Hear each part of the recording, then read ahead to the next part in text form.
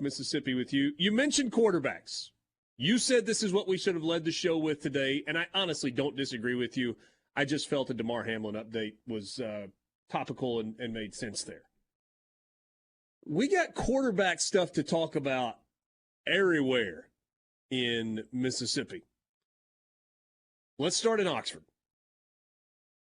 Obviously, Jackson Dart is the returning starter, but Luke Altmaier is transferring to Illinois. Kincaid Dent, not sure, went through senior day activities, could come back if he wanted to, may choose to just move on.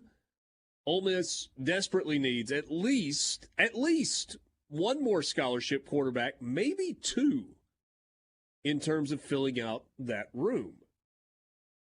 Who could those guys be? Who you got, Mort? So there's two visiting this weekend, reportedly, multiple reports confirming that, and then one that they're in on that is interesting. First, as proposed on this show almost exactly a month ago, Vanderbilt's Mike Wright, with 2 years of eligibility, I believe, will be visiting Ole Miss this weekend. As you guys know, was the starter at Vanderbilt, lost his job. Not the best passer in the world, if we're being totally honest, but very good athlete, effective runner, good locker room guy also. He's visiting. Brady Allen is a name you're probably not familiar with. He was a 2021 signee with Purdue. He's from Indiana, former four-star quarterback, a blue-chip quarterback, went to Purdue. Obviously, they had an established starter there. Jeff Brom leaves, so does he. He will also be visiting Ole Miss this weekend.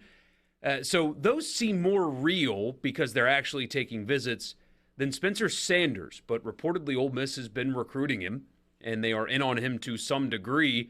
The Oklahoma State transfer, which, by the way, if Arkansas's got transfer issues, which they do, so does Oklahoma State. 3 of their top 5 leading receivers from the team hit the portal all in the same day. On Tuesday, I believe, is when that happened, including their starting quarterback and a bunch of other guys as well. There's an exodus happening in Stillwater.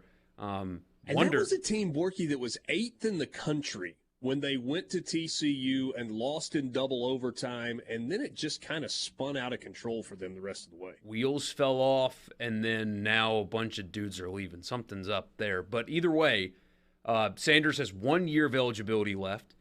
Been a starter, has numbers, people know who he is.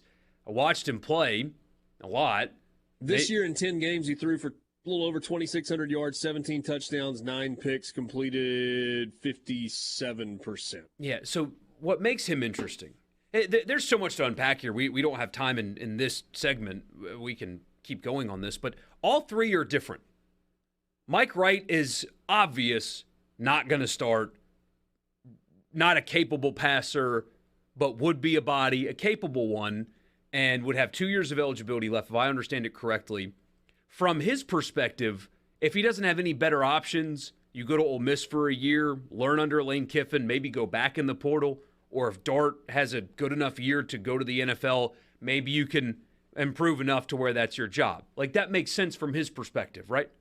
Mike Wright going to Ole Miss makes sense. Brady Allen going to Ole Miss also makes sense. He's got 4 years of eligibility left. He might as well be a high school signee. Dart's there for 1, more likely 2 years, but, the progression tells you that you should have multiple years as a quarterback at Ole Miss, should that be where you go. Makes a ton of sense. Jeff Brom left Purdue. You don't want to stay with the defensive coach there. Makes sense. Sanders going to Ole Miss, to me, makes no sense at all.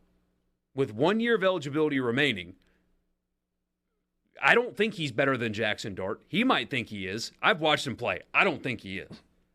But going to Ole Miss and risking not playing there in your final year of college would definitely be a risk. Now, if you're Ole Miss, of course you try to sign that guy. What is wrong with having multiple experienced quarterbacks in your quarterback room?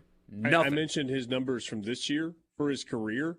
9,500 yards passing, 67 touchdowns, 40 interceptions. That number is higher than you would like.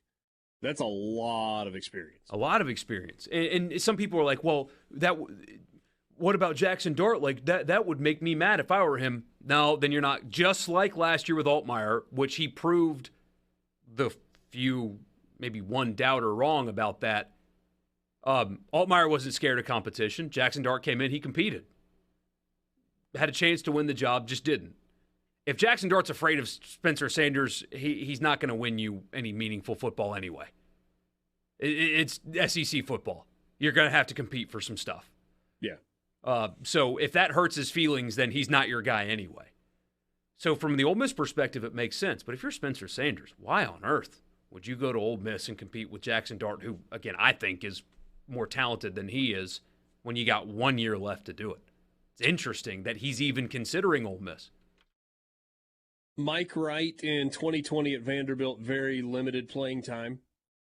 In 2021, he threw for a little over 1,000 yards, 8 touchdowns, 6 picks. This year, threw for just under 1,000 yards, 12 touchdowns, 4 interceptions. Started at the beginning of the year, lost his job, ended up starting at the end of the season.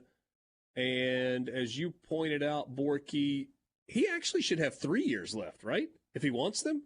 Oh, I'm not sure. Yeah, because 2020 was a gimme year for everybody that didn't count. So that means there's still a red shirt plus 2 more seasons.